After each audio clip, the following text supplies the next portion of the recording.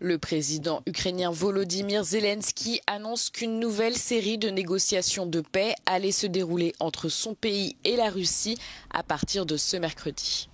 Сьогодні я обговорив з Рустемом Умєровим підготовку обміну та ще однієї зустрічі в Туреччині з російською стороною.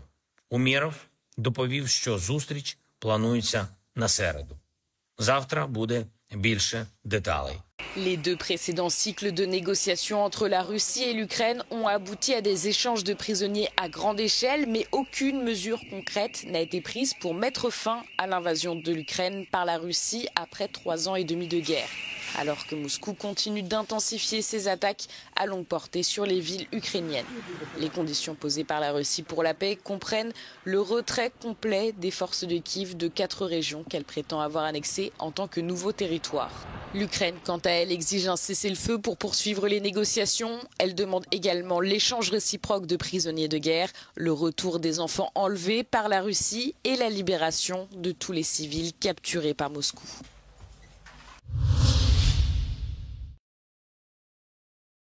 C'est une annonce attendue depuis plusieurs semaines. L'Allemagne et les États-Unis vont livrer 5 systèmes de défense aérienne Patriot à l'Ukraine.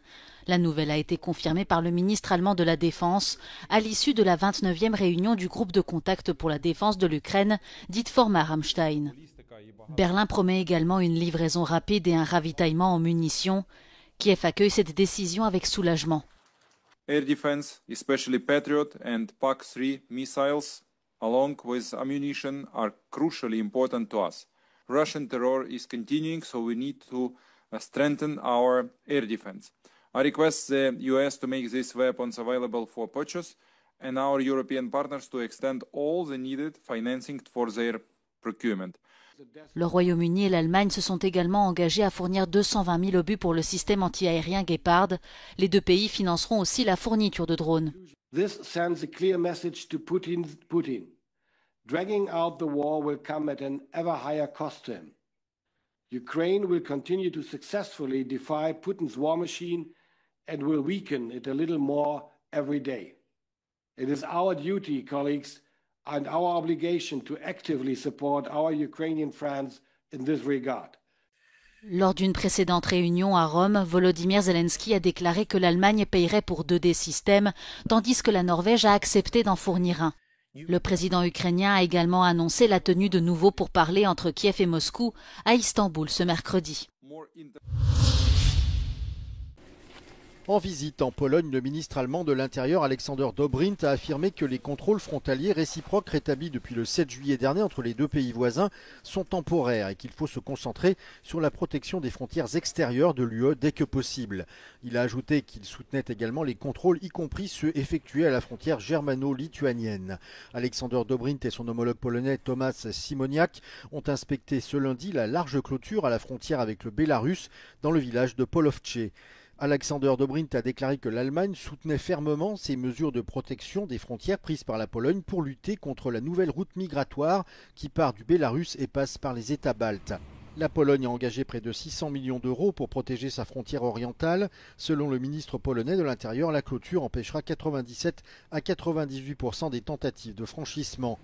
La frontière entre la Pologne et le Bélarus est soumise à des tentatives de déstabilisation depuis plusieurs années, mais la situation s'est nettement aggravée depuis l'invasion de l'Ukraine par la Russie. Téhéran confirme une réunion avec Pékin et Moscou ce mardi pour discuter de son programme nucléaire et du risque de réimposition de sanctions. Celle-ci précède les négociations entre le régime iranien, la France, l'Allemagne et le Royaume-Uni prévues vendredi. Ces 3 pays européens ainsi que la Chine et la Russie faisaient déjà partie des principaux acteurs de l'accord sur le nucléaire iranien de 2015. Celui-ci est finalement tombé à l'eau avec le retrait des États-Unis en 2018.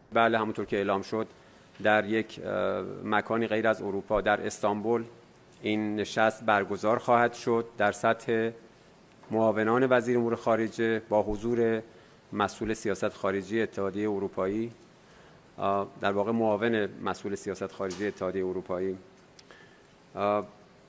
موضوع گفتگو هم روشن هست رفع تحریم ها و مباحث مربوط به برنامه هسته‌ای صلح‌آمیز ایران Les pays européens ont menacé de déclencher le mécanisme de retour à zéro de l'accord de 2015 qui permettrait de réimposer des sanctions en cas de non-respect de l'accord par Téhéran ou d'absence de progrès dans les négociations d'ici la fin du mois d'août. De son côté, le ministère iranien des Affaires étrangères a annoncé qu'aucun de ces trois pays n'avait de qualité juridique, politique et morale pour invoquer de tels mécanismes et assuré que Téhéran se coordonne en permanence avec Pékin et Moscou sur la manière d'empêcher la mise en œuvre de ces mesures ou d'en atténuer les conséquences. Il a également ajouté qu'aucune discussion avec Washington n'était prévue pour le moment.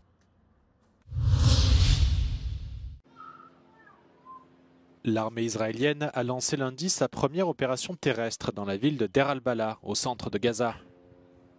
Dans le même temps, des frappes ont touché plusieurs camps de réfugiés dans différentes zones de l'enclave, y compris à Deir al-Balah. Ces frappes interviennent un jour après qu'Israël a émis des ordres d'évacuation dans le centre de la bande de Gaza, affirmant que l'armée s'apprêtait à attaquer le Hamas avec force. Des vidéos montrent des habitants de Deir al-Balah quittant la ville pour se rendre à Al-Mawazi, une zone humanitaire des environs de Khan Younes qui a également été attaquée lundi. Deir al-Balah est l'une des seules zones de la bande de Gaza à avoir été relativement épargnée par les opérations israéliennes depuis le début de la guerre en octobre 2023. La ville accueille des centaines de milliers de Palestiniens déplacés et constitue l'un des principaux centres opérationnels de Gaza pour la distribution de l'aide. Tsahal a précédemment déclaré que ses troupes étaient restées à l'écart de Deir al-Balah parce qu'elles soupçonnent que des otages y soient détenus. L'État hébreu a annoncé dimanche que cette nouvelle opération terrestre coupera l'accès entre la ville et le sud de l'enclave.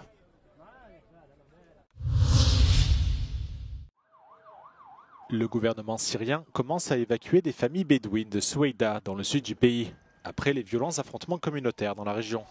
Selon les médias d'État syriens, le gouvernement s'est coordonné avec les autorités de cette ville à majorité druze pour faire venir des bus afin d'évacuer quelques 1500 bédouins. Les affrontements entre les deux communautés ont fait des centaines de morts la semaine dernière et ont donné lieu à des frappes de Tsahal, qui soutient les Druzes, contre les forces de Damas qui s'étaient rangées du côté des Bédouins sunnites. Mercredi dernier, un cessez-le-feu a été conclu sous l'égide des États-Unis et les clans bédouins ont depuis annoncé qu'ils allaient retirer leurs combattants de la région. L'envoyé spécial des États-Unis en Syrie, Tom Barak, s'est félicité de cette annonce, tout en exhortant le gouvernement d'Ahmed al-Shara à assumer ses responsabilités. You have existing minorities and tribes that have lived most of their children's lives in chaos in another government. So when things happen, they resort to their tribe. It's individual, family, tribe, and then nation last. So what's happened is horrible. It's unthinkable. And the hope is that out of this, a consolidation of these issues occurs quicker. But you have a Syrian government in effect. They need to be held accountable. They also need to be given the responsibility that they're there to do. Les affrontements entre Bédouins et Druzes menacent de fragiliser encore la Syrie après une quinzaine d'années de guerre civile sous le régime de Bachar el-Assad. La Syrie abrite plus de la moitié des quelques 1 million de Druzes dans le monde.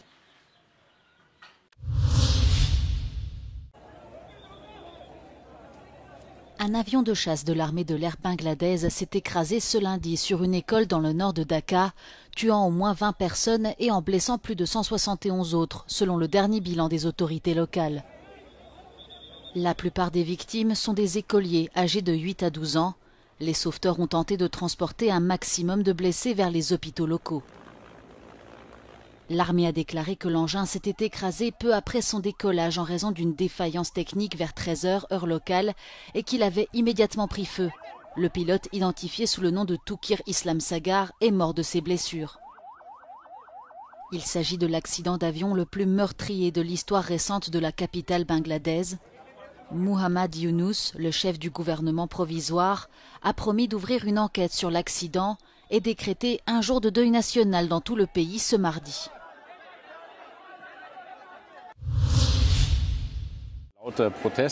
Lors d'une interview diffusée dimanche en direct sur la chaîne publique ARD, environ 20 à 25 militants du collectif CPB, Center for Political Beauty, ont fortement perturbé l'entretien d'Alice Weidel, co-dirigeante de l'AfD. Cachés sous la terrasse, ils ont soudain surgi avec des haut-parleurs scandant « Scheiße AfD ». Le bruit était tel que l'interview est devenue quasiment inaudible. La police est intervenue mais n'a finalement arrêté personne. Fidèle à son style mêlant art et action politique, le CPB a frappé un grand coup tout en gardant un mode d'action pacifique mais radical, ce qu'il qualifie lui-même comme une forme de résistance artistique contre l'extrême droite.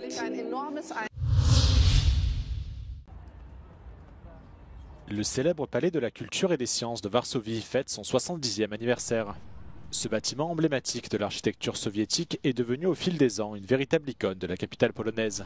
Mamy tutaj w tej chwili 3 teatry miejskie, 1 teatr prywatny, mamy kino, oczywiście Pałac Młodzieży, Wielki Warszawski Dom Kultury, mamy siedzibę Polskiej Akademii Nauk, mamy 2 muzea, więc naprawdę w Pałacu Kultury zawsze się coś dzieje. Mamy oczywiście szereg sal wystawowych, w których bardzo często odbywają się różnego rodzaju wystawy. Le bâtiment compte 3288 pièces sur 46 étages.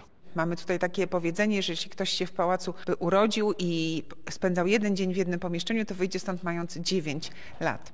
Au 30e étage, la terrasse panoramique offre une vue imprenable sur la capitale polonaise.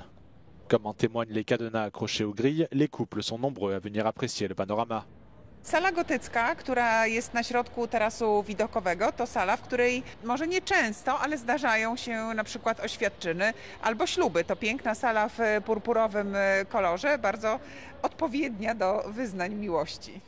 L'édifice a été conçu au début de la guerre froide par le célèbre architecte soviétique Lev Rudnev.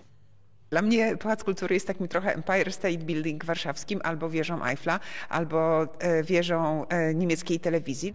La construction du palais de la culture a duré 3 ans, de mai 52 à juillet 55.